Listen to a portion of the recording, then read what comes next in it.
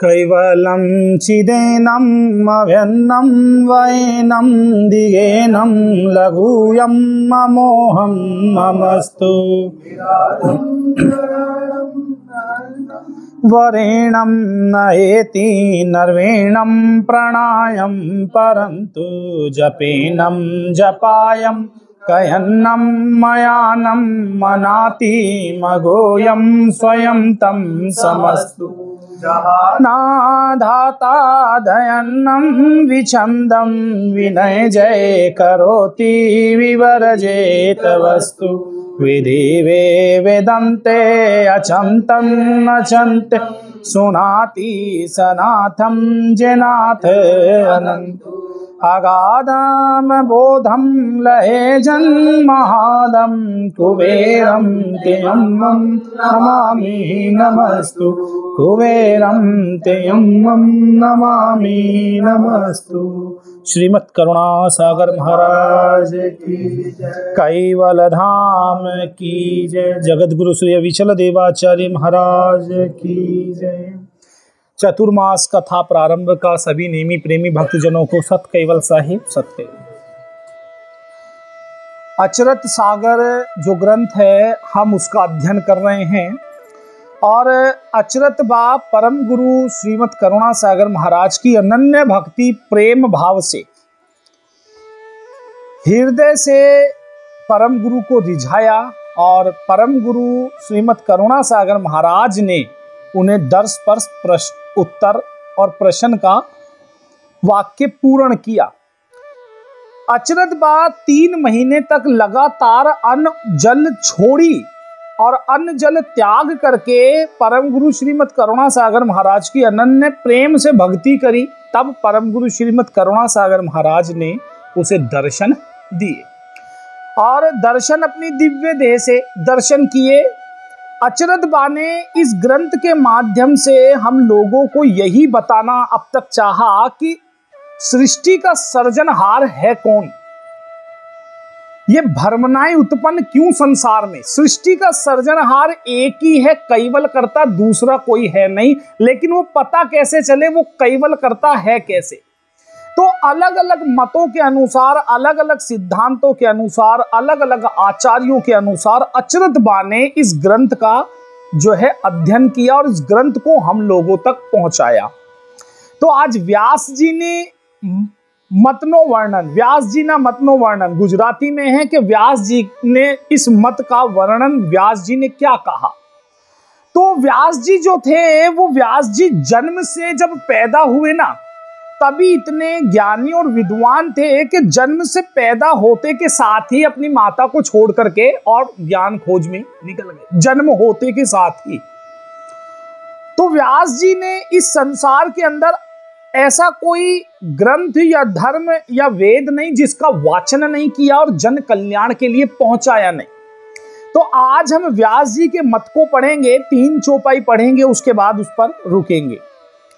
अब जेहि व्यास मतंत की सुनो सिद्धांत सकोय, करित उभय प्रतिपादन करता अकारत सोय। करता की निश्वर पद शक्ति सहित संबंध, ब्रह्म अकर्ता दृढ़ किए कारण कंद तुरंत। निगम चतुर अभिलोक के द्वेपन लख लीन, तिनका सांख्य सकल मही जे ही ग्रंथ जिनु की। अचरत बा कहती है जब ते ही व्यास मतंत की सुनो सिद्धांत सकोय, कि मैं व्यास जी के मत का सिद्धांत आपको बताती हूं। क्या करित उभय प्रतिपादन करता अकर्ता सोए। व्यास जी का जो मत है 2 सिद्धांतों पर, कर्ता और अकर्ता। कर्ता कौन और अकर्ता कौन। कर्ता संसार को बनाने वाला और अकर्ता संसार। लेकिन कुछ लोग कर्ता को संसार मानते हैं, अकर्ता को बनाने वाला मानते हैं। लेकिन व्यास जी ने इस मत के अनुसार ये बनाया, अगर कोई चीज बनी है तो उसका कर्ता होगा। अगर कोई कील बनी है तो कील बनाने की मशीन होगी। अगर हथौड़ा बना है तो हथौड़े बनाने का जो है मशीन होगा। तो यानी कि व्यास जी ये कहते हैं कि कर्ता कर्ता दो पद है, अकेला कोई पद नहीं है। कर्ता कीन ईश्वर पद शक्ति सहित संबंध, और ब्रह्म अकर्ता दृढ़ किए कारण कंद मुरंत के कर्ता किन ईश्वर पद। अब इस संसार के अंदर जो जीव अज्ञान से भरता है, जो जीव अज्ञान की दशा में रहता है, वो ईश्वर पद को सबसे उत्तम मानता है। और ईश्वर पद क्या है? ईश्वर पद शक्ति सहित संबंध, कर्ता का जो संबंध है वो ब्रह्मा विष्णु महेश से नहीं है।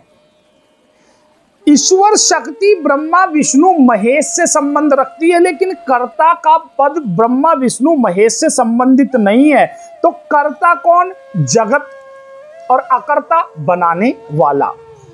तो जो विष्णु है, विष्णु के जो 10 अवतार हुए, उन 10 अवतारों को व्यास जी ने सबसे मुख्य माना, और 10 अवतारों को मध्य नजर रखते हुए 10 अवतारों को अपने ग्रंथों में इतनी सरल भाषा में उनका वर्णन किया ना कि वो जन जन लोगों तक जो है लोकप्रिय हो गए। तो कहा ब्रह्म अकर्ता दृढ़ किए, लेकिन उनके हृदय के अंदर, किसके?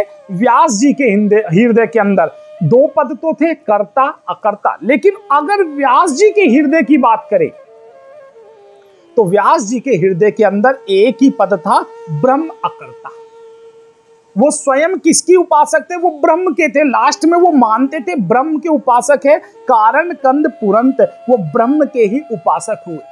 लेकिन अगर धर्म ग्रंथों के माध्यम से देखें तो व्यास जी सबसे ज्यादा जो है विख्यात हुए। अब व्यास जी सबसे ज्यादा विख्यात क्यों हुए? क्योंकि व्यास जी ने किसी मत की निंदा ही नहीं करी। व्यास जी ने जिसको जैसी भावना का ज्ञान लेना था, व्यास जी ने वैसा ही दिया। कोई निर्गुण पद का उपासक था तो निर्गुण पद का ज्ञान दिया, कोई ब्रह्म का उपासक था तो ब्रह्म पद का ज्ञान दिया, कोई सकर्ता का उपासक था तो सकर्ता का ज्ञान दिया, कोई सरगुण का उपासक था तो सरगुण का ज्ञान दिया। उन्होंने कर्ता सभी में माना, सरगुण में भी कर्ता माना, ब्रह्म में भी कर्ता माना, निर्गुण में भी कर्ता माना। इसलिए वो जन कल्याण के लिए लोकप्रिय हो गए। उन्होंने किसी देवताओं की, किसी देवियों की कोई कर्ता ऐसा बताया ही नहीं कि जो नहीं है। उन्होंने बोला सभी में सब पूर्ण है, इसलिए वो उनसे कोई भी व्यक्ति जो है उनकी अवहेलना नहीं करता था। वो लोकप्रिय हो गए और सबसे ज्यादा विख्यात हुए। निगम चतुर अविलोक के देपाय लखलीन, तिनका सांख्य सकल मही जेहि ग्रंथ जिनु कीन के 4 वेदों का अध्ययन कर वेद व्यास जी ने 4 वेदों का अध्ययन करके और अध्ययन करने के बाद उन वेदों में से वो टीकाएं निकाल ली जो लोगों के जन कल्याण के लिए प्रिय थी। इसको कहते हैं रोचक ज्ञान। एक ज्ञान होता भयानक ज्ञान। तो भयानक ज्ञान में क्या होता है कि आप पीपल में पानी डाल देना, नहीं डालोगे तो पितृ नाराज हो जाएंगे। भयानक ज्ञान है, उसको एक भय पैदा कर देते हैं जीव को अंदर से। तो वो जब भयानक वाणी का ज्ञान सुनता है तो भय उत्पन्न होने के कारण वो उस कार्य को करने में आस्था लगाता है। एक होता है रोचक ज्ञान। रोचक ज्ञान के अंदर क्या होता है? उस ज्ञान के अंदर जीव की गति के अनुसार ज्ञान करते हैं। जैसे किसी को कृष्ण की उपासना करनी है तो कृष्ण का ही रोचक ज्ञान दिया जाएगा, किसी को ब्रह्मा की उपासना करनी है तो ब्रह्मा का ही रोचक ज्ञान दिया जाएगा, और उसके अंदर आनंद डाल करके विभिन्न कर्मकांडों को करवा के उसको रोचक बना दिया जाता है, जिससे जीव उसमें आनंद लेने लगता है। तो आनंद के वसीभूत तिनका सांख्य सत माही जेहि ग्रंथ जिनु कीन, के उस आनंद के भीतर जो है वो जीव विलिप्त हो जाता है, वो खो जाता है। जिस प्रकार पीछे एक उदाहरण दिया, तांबे का जो पात्र होता है, तो तांबे के पात्र जैसे ही हवा के संपर्क में आएगा ना, तांबे का पात्र काला पड़ जाता है। अब काला पड़ जाता है तांबे का पात्र, तो जो समझदार होते हैं वो क्या करते हैं, उसको खटास पन से, नींबू की खटास से, कोई लिक्विड के खटास से जो है, और दही के खटास से उस बर्तन को जो है उसमें डाल के उसका कालापन छुड़ा देते हैं। और उसको मांझ मांझ के उसका कालापन छुड़ाते जाते हैं, लेकिन उस कालेपन को छुड़ाने से वो बर्तन घिस जाता है, वो बर्तन हल्का हो जाता है। अब वो तांबा जो घिसा वो कहां गया, उसका तो कोई लेखा जोखा नहीं, उसका तो कोई वर्ण, पर तांबा था ना, तो तांबा गया कहां? तो जिस प्रकार तांबा रगड़ते इतने महीन कणों में भर जल जाता है कि उसका अस्तित्व समाप्त हो जाता है, उसी प्रकार अचरज बा कहती है कि इस संसार के अंदर जीव सुखों में, रोचक ज्ञान में इतना रगड़ जाता है कि रगड़ते उसकी उम्र ही खत्म हो जाती है, वो कर्ता पद को ही भूल जाता है कि असली कर्ता है कौन। वो उस रोचक ज्ञान के कारण भटकते उस ज्ञान में विलिप्त हो जाता है। फिर कहा कि जैसे लोहा है, लोहे के क्या होता है, जंग लगता है, लेकिन लोहे के संपर्क में जैसे ही पारस के संपर्क में धातु आएगी, वैसे ही क्या बन जाएगा, सोना। तो जो सोना होगा उसको काई लगेगी नहीं, सोने को जो है जंग लगेगा नहीं, और सोने में कोई दूसरी धातु घुसती भी नहीं, वो तो अपने आप में पूर्ण है। तो जो सर्जनहार कैवल कर्ता को जान गया, वो पारस के संग में आके एक ही सोना हो गया, उसको दूसरी भक्ति की आवश्यकता होती ही नहीं। तो परम गुरु श्रीमद करुणासागर महाराज एक पारस के समान हैं कि जो जीव परम गुरु श्रीमद करुणासागर महाराज की शरण में आ गया, उसको रोचक ज्ञान की और भयानक ज्ञान की आवश्यकता पड़ती नहीं, उसको कोई और अन्य देवों की आवश्यकता नहीं है। अच्छा आगे, और सब अचरज जमी गति गम ज्ञान गुणेश परसिद्ध प्रौढ़ जुग जाहर, तीन में व्यास मुनीस तब ते व्यास शिरोमणि, वदित मुदल नित न्याय धीमत धर्म धुरंधर, और ते अधिक प्रभाव पण निश्चय मुनि व्यास के, अंतर्गत की अंत छेक सनातन के सद अकरत ब्रह्म संत। और सब अचराजन में गतिगम ज्ञान गणेश प्रसिद्ध प्रौढ़ जुग जाहर, तिनमें व्यास मुनेश। संसार के अंदर जितने भी देव हुए, जितने भी देवियां हुई, ये सब इस संसार के अंदर जीव कल्याण के लिए हुए। जिस जीव को जहां से सुख की अनुभूति हुई, वो जीव उसी को कर्ता मान करके भक्ति करना शुरू करता है। किसी को कहीं से भी सुख की प्राप्ति हुई, वो उसी को कर्ता मान के उसी की महिमा करना शुरू करता है। लेकिन वो महिमा ही कर सकता है, गुणगान कर सकता है, लेकिन पूर्ण ब्रह्म में कर्ता पद में मिल जाए ऐसा हो नहीं सकता। तो कहा जगत में सबसे प्रसिद्ध जो हुए वो वेद व्यास जी हुए, प्रसिद्ध प्रौढ़ जुग जाहर। वो वेद व्यास जी क्यों प्रसिद्ध हुए? क्योंकि वो जीव को रोचक ज्ञान कराते थे, भयानक ज्ञान कराते थे, और ऐसा ज्ञान कराते थे जिससे जीव भवजल तो पार हो या ना हो, लेकिन उसका आत्म कल्याण होता था, उसकी आत्मा को सुख की अनुभूति होती थी। तब ते व्यास शिरोमणि, कि व्यास जी तब से शिरोमणि हुए, वदित दुर्लभ नीति न्याय, कि इनका जो न्याय सिद्धांत है वो दुर्लभ है। ऐसे संत हुए नहीं, ऐसे व्यास जी जैसा कोई हुआ नहीं जो बिल्कुल ऐसा ज्ञान दे, रोचक ज्ञान दे, जीव के हित का ज्ञान दे। धीमत धर्म धुरंधर है, और तब से व्यास जी धीमत धर्म धुरंधम हुए, और ले अधिक प्रभाव, और जगत के लोगों पर उनका धीरे धीरे प्रभाव भी पड़ना शुरू हुआ।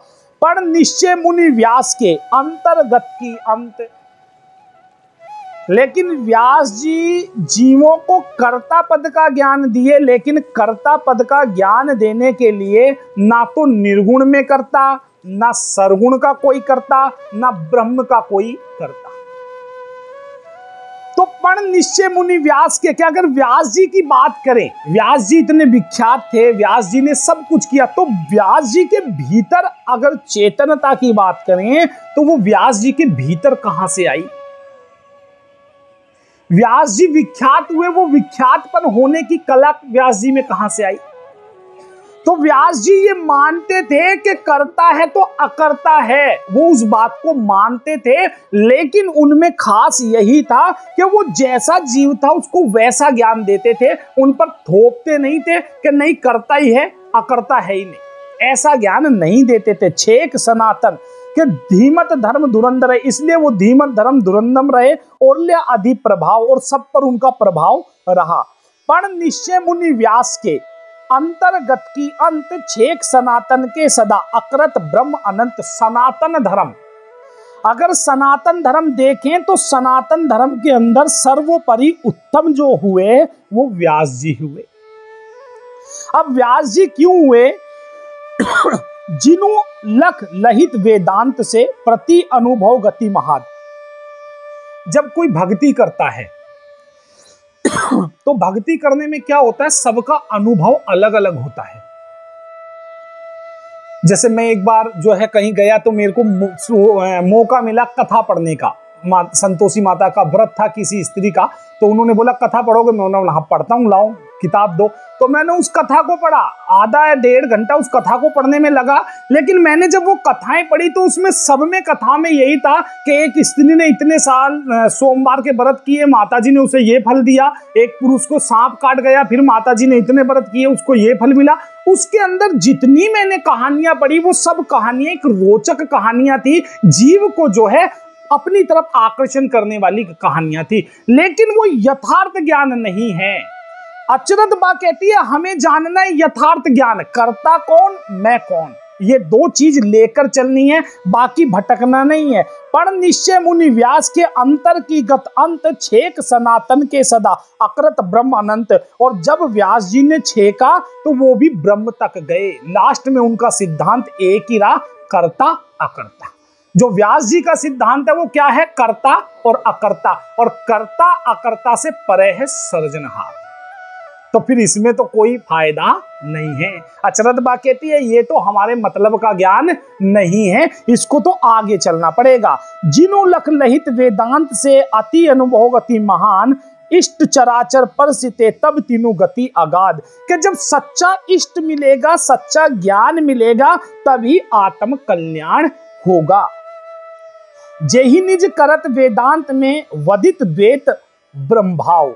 अब अभी तक जो है सभी ने जो बातें करी वो सभी ने बात करी द्वैत से, अद्वैत से, लेकिन दो सिद्धांत है, द्वैत और अद्वैत। तो द्वैत को तो कोई जाना ही नहीं, द्वैत को तो आदि शक्ति नहीं जानी, द्वैत को तो ब्रह्मा विष्णु के पिताजी निरंजन नहीं जाने, द्वैत को ब्रह्मा विष्णु की माता अष्टांगी देवी भी नहीं जानी। तो द्वैत सिद्धांत तो अपने आप में अलग रहा, उसको कोई जाना नहीं, उसको जनाने के लिए ही सर्जनहार को अपना अंश बनाकर भेजना पड़ा। लेकिन अद्वैत जो सिद्धांत है उस अद्वैत सिद्धांत को सभी ने जाना, और लास्ट में अद्वैत सिद्धांत घूमते घूमते कहां आया, ब्रह्म पर आया। ब्रह्म ही उन्होंने सर्वोपरि माना। अकृत पद अविलोक ना परम हंस पै जान। अब बात आती है भक्ति तीन तरह की। देखो, एक भक्ति सरगुण भक्ति होती है। सरगुण भक्ति में क्या करता है आदमी, सरगुण भक्ति में तस्वीर लगाता है, सरगुण भक्ति में कथा पढ़ता है, सरगुण भक्ति में ठाकुर जी के श्रृंगार करते हैं, भोग लगाते हैं, अनन्य भक्ति होती है। निर्गुण भक्ति में क्या करता है, निर्गुण भक्ति के अंदर एक ही काम करता है, शब्द का सिमरण करना, गुरु धारण करके भक्ति करना। अब गुरु धारण नहीं करते ना जो जीव, उनकी खाली प्रकृति की भक्ति संपन्न होती है, बाकी भक्ति संपन्न नहीं होती। जैसे सूर्य को जल चढ़ाना बिना गुरु के चढ़ाओ काम करेगा, नदियों में गुड़ छोड़ना बिना गुरु के चढ़ाओ काम करेगा, ये सब काम करती है प्रकृति। लेकिन भक्ति करना और सिमरण करना, इसके लिए गुरु धारण करना ही पड़ेगा। तो कहते हैं कि जो जीव बहुत आगे निकल गया, सरगुण और निर्गुण से जो आगे निकल गया, जिसने मूर्ति पूजा भी हटाई, जिसने ध्यान साधना भी हटाई, खोज में निकल गया, वो परम ब्रह्म पै पान, वो जीव ब्रह्म का सर्जनहार का लक्ष्य जानने के लिए जब निकला, वही जीव जो परमहंस कहलाया। तो जिसने ब्रह्म की खोज करी, सरगुण निर्गुण से हटकर के खोजने लगा, वो जीव परमहंस कहलाया। तो जब हम सरगुण की भक्ति करते हैं, फूल चढ़ाना, माला चढ़ाना, ये सब चढ़ाना, ये कर्ता को लागू नहीं होती, ये वहां तक पहुंचती भी नहीं। लेकिन ये हमारा भाव है, प्रेम है कि गुरु महाराज को माला अर्पण, और हमारे भाव के वशीभूत परम गुरु को आना भी पड़ेगा। तो जो परमहंस तक गति है, वो ब्रह्म, जो वाचक किया, जो ब्रह्म को समझे, वो परमहंस की गति में चले गए। लेकिन कर्ता अखल कुल लोक के उपासक अविलान के, जो कर्ता की उपासना करते रहे और सरगुण में रहे, वो सरगुण में ही सुख की कामना करते रहे। एक समय ऐसा आता है कि भक्ति करते, मैंने कई लोगों को देखा कि वो क्या करते थे कि मैं जो है नवरात्रे करती थी, कितने साल करे कि 36 साल करे, छोड़ क्यों दिया कि नवरात्रे वाले दिन ही मेरा बेटा मर गया तो छोड़ दिया। कोई भक्ति करता था, दुख पड़ा तो दुख में भक्ति छोड़ दी। तो अचरत बा कहती है दुख सुख समय परिस्थिति काल देशांतर और ये जो मौसम है, ये सब पहले से तय है, इसमें तुम्हें कुछ करना नहीं है, तुम्हें भक्ति करनी है बस। अब भक्ति कैसे करनी है? जेहि जग जुगत जथारथा तेहि तम बहित प्रभाव, सरल ग्रंथ सुनता जिनु को ना धरत प्रभाव। कि हमें भक्ति करनी चाहिए, सरल से सरल ग्रंथों का जो है रचना करी किसने? व्यास जी ने। इतने सरल रोचक कहानियां बताई कि कहानियां करते करते करते करते जीव कहानियों में उलझते उलझते भक्ति करने लगा। जैसे कुछ चीजें समय के अकॉर्डिंग चलती है, परिस्थितियों के अकॉर्डिंग चलती है। पहले आपने देखा होगा लोग संतोषी माता की पूजा करते थे, फिर उसके बाद परिवर्तन हुआ, कोई साईं बाबा आ गए, फिर परिवर्तन हुआ जो है ठाकुर जी आ गए, फिर वृंदावन जी के कोई पंडित आएंगे, तो वो नई नई भक्ति धीरे धीरे चक्र में घूमती चली जाएगी। अचरत बा कहती है इन भक्तियों से कोई फायदा होने वाला नहीं। सर्वज्ञ सदचित भय पावन परम सुजान, अहो धन्य मुनि व्यास जी उचरे सूति प्रमाण। अब देखो, सर्वज्ञ सदचित भय पावन परम सुजान। पावन कहते हैं शुद्धता। भक्ति में पहली चीज है शुद्धता। काय की शुद्धता? सबसे पहले शुद्धता तन की शुद्धता होनी चाहिए। फिर तन की शुद्धता के बाद दूसरा है मन की शुद्धता। फिर मन की शुद्धता के बाद है आहार की शुद्धता। तो तन की शुद्धता तो नहा धो करके कर लोगे, गंगा जल से नहा लोगे, दूध से नहा लोगे, तन की शुद्धता तो कर ली। अब मन की शुद्धता, मन की शुद्धता के लिए ज्ञान की आहार लेना पड़ेगा, ज्ञान से होगा, जो अभी हम कर रहे हैं। अब ज्ञान की शुद्धता तब हमारे मस्तिष्क में घुसेगी जब हमें आहार की शुद्धता होगी।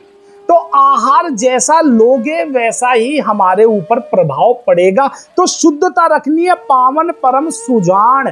फिर तुम्हें भक्ति करनी है, अहो धन्य मुनि व्यास जी उचरे श्रुति प्रमाण। क्या अचरज है मुझे व्यास जी ने, जो इतनी सारी चीजें व्यास जी ने रची। फिर कहा जो खट दर्शत छह प्रकार की अग्नि होती है। और अग्नि का काम क्या है? अग्नि का काम क्या होता है बताओ? अस्तित्व खत्म करना, जलाना नहीं, अस्तित्व खत्म करना। वो तो उसका गुण है जलाना, लेकिन अग्नि का काम क्या है, कर्म क्यों है, उत्पन्न क्यों हुई? वो है जलाना नहीं, नष्ट कर देना। जलाना तो है, किसी कागज को आधा जला लो, आधा तुम्हारे काम का ही नहीं, बुझा लो फिर उसको। लेकिन उसको नष्ट करना है तो उसको पूर्ण क्या करना पड़ेगा? जलाना पड़ेगा। तो तुम्हें भी अगर सर्जनहार की भक्ति में जाना चाहते हो, सर्जनहार से मिलना चाहते हो, अपने निज आत्म पति से मिलना चाहते हो, तो तुम्हें क्या करना पड़ेगा? सजान शरण आवी पड़े, नारायण दास अति दीन। सजान की गति में जाना पड़ेगा। लेकिन यहां हुआ क्या, एक गांव था, उस गांव के अंदर क्या हुआ, उस गांव के अंदर समुद्र था, और उस समुद्र में से सुबह सुबह जब सरपंच जी घूमने निकले तो वहां देखे बहुत बड़े बड़े पैर थे। वो पैर हाथी का था। उस गांव में किसी ने हाथी देखा ही नहीं था। होता कैसा है, पैर छप गए हाथी के। अब सब जो है अचरज में पड़ गए, भाई ये पैर इतना बड़ा किसका है, ये तो कोई ऐसी बलाई, इसको तो भगाना पड़ेगा। अब भगाए कौन? उसमें से उसको निकाले कौन? तो हुआ क्या, जो मुखिया था उसको बोला भाई तुम्हें समझाना पड़ेगा। मुखिया ने कहा ये तो जो है समुद्र में चला गया बड़ा जानवर। तो हुआ क्या, सभी लोगों ने मुखिया के गले में रस्सी बांधी और रस्सी बांधने के बाद उसको बोला अब तुम उसको ढूंढ के लाओ, और मुखिया को कहां फेंक दिया? समुद्र में फेंक दिया। अब समुद्र में मुखिया हाथी कैसे ढूंढे? ढूंढ नहीं सकता। तो अचरत बा कहती है कि जिस प्रकार हमें कर्ता बता के और उस भक्ति को ऐसी भक्ति बताते हैं कि उसमें पूर्ण करता है, यह भक्ति संभव नहीं है। तो कहा जो खट दहत वछंद भिन्न भिन्न प्रबलीन, त्यों कुल आचरजन के अनुभव अलग अमित। बैठ जाओ बैठ जाओ।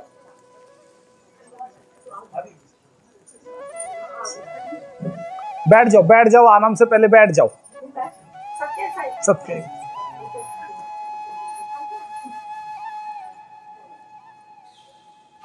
बैठ जाओ, जहां हो वहीं बैठ जाओ, वहीं वहीं रखो वहीं रखो। परम गुरु को इन सब चीजों की आवश्यकता नहीं है। मैं पहले भी कहा हूं, परम गुरु को मेवा मिष्टान जो है, फूल माला पैसा धन, इसकी कोई आवश्यकता नहीं है। परम गुरु को आवश्यकता है तुम्हारी। और तुम देते क्या हो परम गुरु को? जो तुम्हारे पास है वो देते हो। जो तुम्हारे निज आत्म के पास है ना, वो परम गुरु को दो, त्याग दो परम गुरु को, भक्ति करो परम गुरु की, तो तुम्हारा कल्याण है, नहीं तो नहीं। अचरत बा कहती है जो खट दर्शन वंचता भिन्न भिन्न प्रबलीन, 6 प्रकार की अग्नि होती है। सबसे पहली अग्नि दीपक की अग्नि। सबसे पहली अग्नि वेदांतों के अनुसार दीपक की अग्नि सबसे पहली अग्नि। आपने देखा होगा, शुरू से कभी भी देखा होगा तो आपने अग्नि देखी होगी, दीपक की अग्नि। अब जब प्रतिमा नहीं होगी, जब भगवान नहीं होगा, मनुष्य होगा, तब भी उसने किसी थ्रू अग्नि जलाई, किसी चीज में होगी, अग्नि को जलाया होगा। तो पहला वेदों के अनुसार, वेदांतों के अनुसार पहली जो अग्नि है वो है दीपक की अग्नि। अब दीपक की अग्नि क्या काम करती है? देखो, कई लोग, क्या होता है ना, कई लोग मंदिरों में अलग अलग चीजें रखते हैं।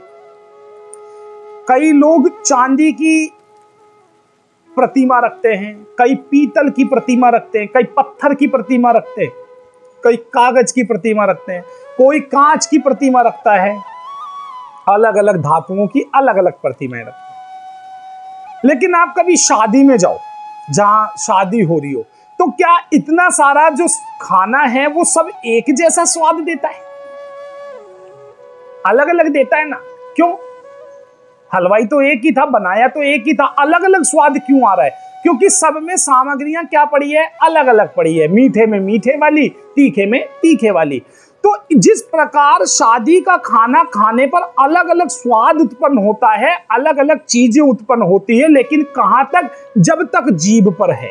जीभ के नीचे गले में उतरी, कोई स्वाद नहीं, कोई स्वाद नहीं। इसी प्रकार हमारे मंदिरों में जिन जिन धातुओं की मूर्तियां होती है ना, दर्शन करने से उन धातुओं का असर हम पर पड़ता है। कौन सी धातु किस काम आती है ये तुम्हें पता होना चाहिए। अचरत बा कहती है जो खट दर्शन छंद ते भिन्न भिन्न ही प्रबलीन, त्यों कुल अचराजन के अनुभव अलग अमित। कि जैसे दीपक की अग्नि है, ये आदि युगों से हैं, लेकिन इस दीपक की अग्नि का प्रभाव क्या है? ये रोशनी करती है, अपने इष्ट देव को बताती है। तो इसीलिए जब हम आरती उतारते हैं तो आरती उतारते उतारते हम अपने इष्ट देव का नख देखते हैं। आरती उतारने का मतलब ये थोड़ी है कि उसको कुछ दिखाना है। आरती उतारने का मतलब है हम अपने इष्ट देव को बहुत रोशनी के थ्रू देख रहे हैं। तो आज भी साउथ के जो लोग होते हैं, साउथ इंडियन लोग होते हैं, उनकी परंपराओं के अनुसार अभी भी उनके मंदिरों में दीपक नहीं लगाते। जो विद्युत वाली लाइट है ये नहीं लगाते, उनके अंदर तो वही दीपक जलते हैं जो तेल बत्ती के चलते हैं। फिर कहा पण छेवट निज सवन को निश्चय अकृत मर्म, रसा अग्न जू दहा को अंत एक ही धर्म। लेकिन जितनी भी अग्नि है एक ही धर्म है अग्नि का, दहन।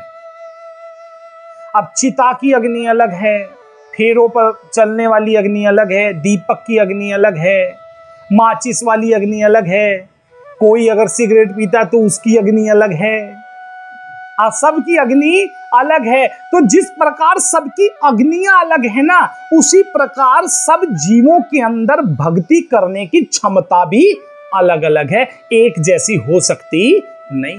तो इसीलिए जिस प्रकार भक्तों के अंदर अलग अलग भक्ति करने की कला है, उसी प्रकार देवों में भी तो है।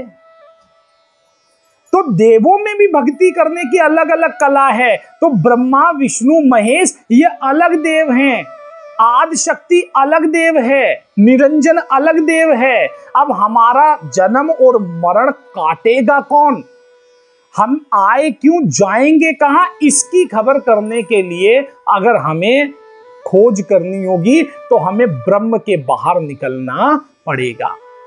इस ग्रंथ को चलते आज 9वां दिन है, और जो इस ग्रंथ को शुरू से सुन रहे हैं ना लगातार, उनको ये चीज समझ में आ रही होगी। जो एक दिन नया आएगा उसको ये चीज समझ में नहीं आएगी।